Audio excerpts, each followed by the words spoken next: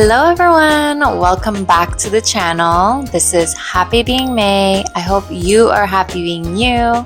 And today is a quick video about anxiety, which is one of the major mental health issues that a lot of us experience. I'm going to share with you a quick anecdote of what happened to me a few weeks ago that I had so much anxiety about. And that's why I felt inspired to make this video, because all of us feel anxious from time to time. You know, anxiety is just one of the emotions after all. When we listen to anxiety, like we would listen to any other emotions, we realize that anxiety is something that prepares us for a potential threat, right? It gets our guard up, it gets us into the fight or flight mode in case something bad is going to happen. So that's the function that anxiety serves. However, if we are constantly in that fight or flight bracing mode, it is totally not healthy, not only for our physical bodies because of the cortisol levels. Hey everybody, just a quick interruption to let you know about Calm School. Calm School is mental health education everyone needs. So if you are struggling with anxiety, depression, stress, you've never learned about mental health, or you want to grow as a person, good news, because our enrollments are now open and class will start in the fall. So get yourself into Calm School, grab your seat. It's such a wonderful time to learn with a group of like-minded people, learn from holistic therapists, and get your mind feeling good for the rest of the year. So visit calm.school for more information, and I can't wait to see you inside. Now, back to the video. Let's get into it. So anxiety is future-oriented and fear-based. So did you ever hear a quote? It says, if you're living in the past, you're depressed. If you're living in the future, you're anxious. And it's in the present moment where you feel at peace. So I love to say this quote and ask you to think about what percentage of your mind and focus lives where. I'm curious what you would say. Feel free to put it in the comment below. When I ask my clients this, a lot of people with anxiety, they say, oh my gosh, at least 60 to 80% I'm living in the future. Some people live in the past. And some people, they're like, I don't even know what it feels like to live in the present moment. Guys, a few weeks ago, I was feeling so incredibly anxious. I had got into a small, really minor parking lot car accident. And yeah, everybody's okay. I'm okay. There's no need to worry. But I'm just sharing this with you to say that as humans, we are going to feel anxiety depending on what's happening in life. And when something like that car accident happened, oh my gosh. My mind was so afraid of what was about to happen because this accident took place. I was worried about what will happen to the insurance, what will happen to the premium, what will happen at the mechanic, what will happen here, what will happen. Oh my gosh, what will the guy do? There were so many thoughts about the future that I can feel my nervous system was in fight or flight. And my consciousness was so busy trying to think about every scenario, every what ifs. It was really hard for me to be present. You know, I remember going into this beautiful forest with my dog, and I love being in forests. But shortly after this accident, even though I was walking through this gorgeous forest with huge trees where otherwise I would be so mesmerized, I found myself just walking through the forest with my head down, my eyes frowning, thinking again what happened, what's going to happen, and how to best protect myself. So I just thought, oh my gosh, my mind is in the future way too much. Like at this point, like at least 90% of my brain kept living in the future. And no wonder I had so much anxiety, right? So I had to drop the future and come back into the present moment just to help myself cope through this time. Does this sound familiar? Do you ever just keep thinking things in your mind and you're not even being fully present, right? That's what it feels like to be anxious, right? So I want you to know, when it comes to anxiety, we tell people, step away from your mind, get into your body. Okay, why? Because when we're anxious, we're living in our minds, right? Just like when I was in the forest, even though my body, the present moment, was in the forest with my dog, my mind was thinking about the insurance, the cost, the accident, whose fault, what will happen, what will he think? Yeah, so if you are an anxious person, practice stepping away from your mind back into your body, because this is where the present moment is. When you are thinking about the future, chances are you have anxiety running through your body. So when you do find yourself like that, I want you to pause, steady your breath, let go, and come back to the present moment. Okay? I want to read to you a couple things from this book. This is by Eckhart Tolle, The Power of Now. This is not the full book, it's just the practice version. I have both. But yeah, I wanted to read you some part. So he says, give up waiting as a state of mind. You know, those of us with anxiety, we're always waiting for something, what will happen, always trying to predict.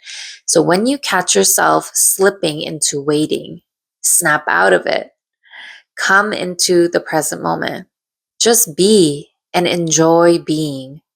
If you are present, there is never any need for you to wait for anything, right? The future hasn't happened yet. Just be here. So next time somebody says, sorry to have kept you waiting, you can reply, that's all right. I wasn't waiting. I was just standing here enjoying myself. Enjoy in myself, he says. Oh my gosh, I love that. Enjoying myself, right? So even when we're waiting for friends to show up to our plans, right? You might be sitting there, oh my gosh, I can't believe they're 5 minutes late, 20 minutes late. You're getting all worked up. Drop it. Because when we're present, we're joyful.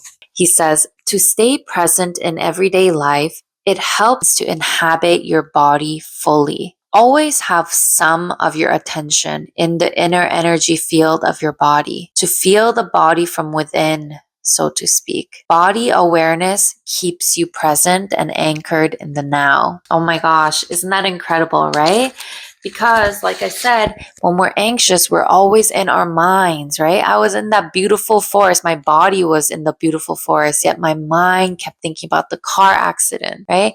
So Eckhart Tolle is saying at all times, always have some attention in your body field, right? So even when you're talking to a friend or you're about to do an exam or you're about to do a presentation, always keep some attention, awareness to how your body is feeling, what's going on for you internally.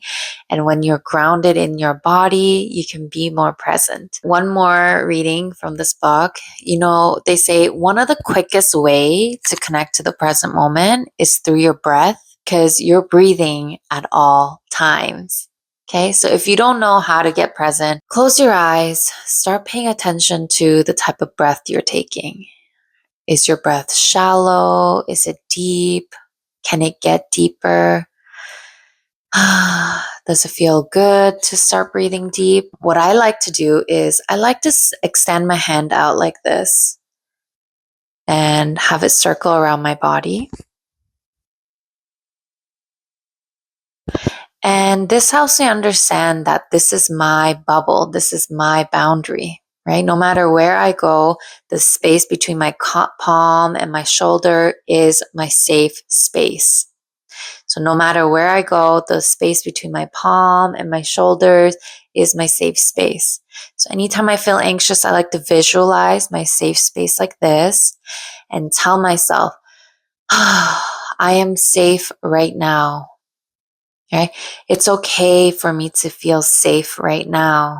Bring yourself back to feeling safe. And then lastly, I like to shake my jitters. I showed this in one of the videos in the past, but this is such an important way to let go of that anxious energy, because chances are we are storing that anxious energy within us. And the fact that it's there, it's causing us to feel anxious as well. So what you want to do is, just like a zebra that's getting chased in the wild by a lion, what do they do after the chase? they shake it off, right? So the fact that the animals are able to shake off their anxious energy, they're able to move on with their day, right? They go drink some water, move on with their day after the threat is gone. So I want you to do the same.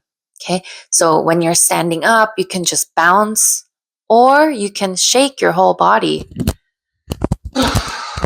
Or for some people, just let your body shiver. Let your body shiver. Let your body shake. What this will do is discharge that extra anxious energy that's being stored in your body and allow your body to complete the cycle. Okay. Many times when we're anxious, our body starts the cycle, but we suppress it. We just act normal, but we have to let it complete the cycle. So, shivering. Okay. Let your energy out. Okay, the second piece, fear-based. Anxiety is fear-based. We're scared of what's to come and we're not sure if we can handle it, right? So to help with this, I want you to start believing in yourself. When you believe that you can handle what life throws at you, you're less anxious. A lot of us, of course, feel anxious, especially when we're trying unknown or new things, right? But the point is to stay with your discomfort and just do it anyways. And that makes total sense because we learn that self-confidence builds through experiences. So the more you try something, you're going to feel more confident. And so you're going to feel less anxious over time, right? So don't let your anxiety stop you from doing the things that you want to or have to do. Instead, start believing in yourself more and more.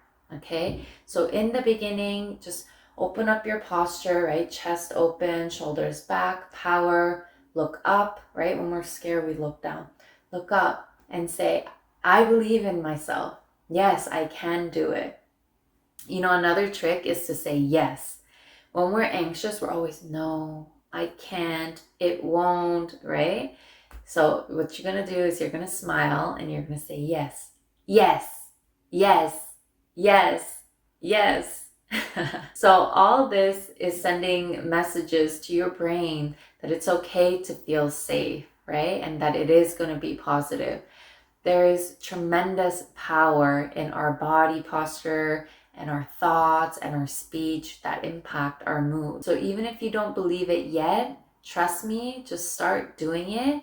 Allow yourself to get the experiences, and over time, you're going to actually feel more confident. So I'll give you another personal antidote here. The other week, I was so shook because I randomly got a message on my phone saying that I'm being tracked.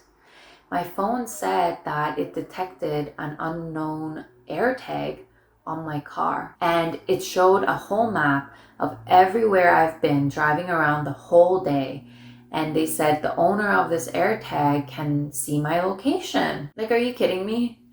That gave me so much anxiety. Like, I was so scared. I was scared, how can I figure this out? I've never even dealt with AirTags. Like, I don't even know what this is. I was scared, like, who was this person? What are they gonna do to me? Can I beat them? Like, can I figure this out and get myself away from harm? Like, I was so anxious about it. And so even though I wanted to just crawl up into my bed, cry, and just hide away in fear, I had to manage my anxiety and build my self-confidence about this, right? Yes, I can figure this out. I am powerful. I'm going to win this. I'm going to figure this out. No one is going to hurt me. I am protected.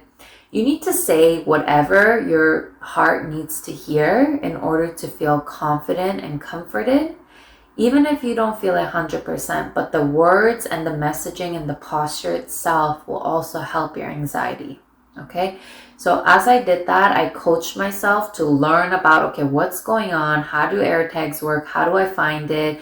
And long story short, I did find it in my car. Can you believe that? Oh my gosh. And I still have to figure out how it got into my car, but I feel so happy and confident in myself. I'm like, wow, I learned so much about this new issue. Like, I learned so much about this new technology.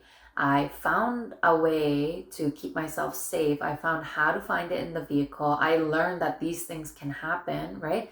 So now I feel so much smarter and wiser and prepared that if something like this, God forbid, happens again or to somebody else, I feel really confident that I can help somebody move through it, or I know what to do after. So never be afraid to just keep pushing yourself past the discomfort of anxiety and just keep trying.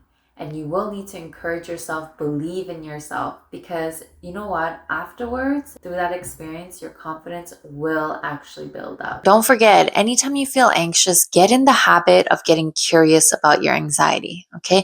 Don't ignore it, don't avoid it. Instead, put your hand over your heart. Exhale out the fear and the energy. And yeah, ask yourself, what's wrong? What am I anxious about? What am I scared of? Right? And often you'll come to realize what it is.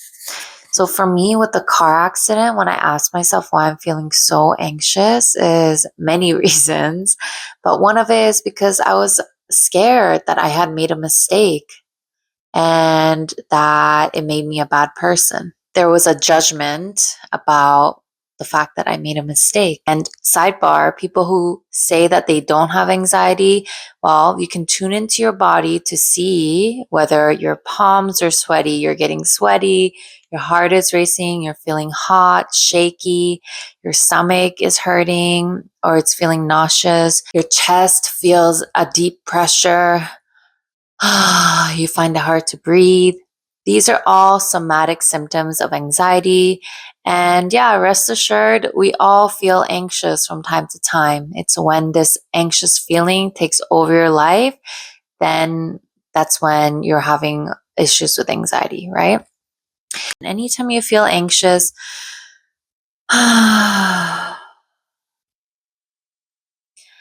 help yourself.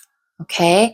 This is so important for people who have experienced panic attacks. I always like to talk about a 5 scale with my clients. So imagine scale 5. 5 out of 5 is panic. 1 out of 5 is anxiety. So chances are by the time you experience a panic attack, you've been feeling anxious for some time. 1, 2, 3, 4 out of 5, you've been feeling anxious. And then the pileup of this ended up being a full-blown panic attack, which really sucks. So if you've had panic attacks, I'm really sorry to hear that. You know, when people have panic attacks, then they have even more anxiety sometimes because they don't want that to happen again. You know, it's such a bad experience.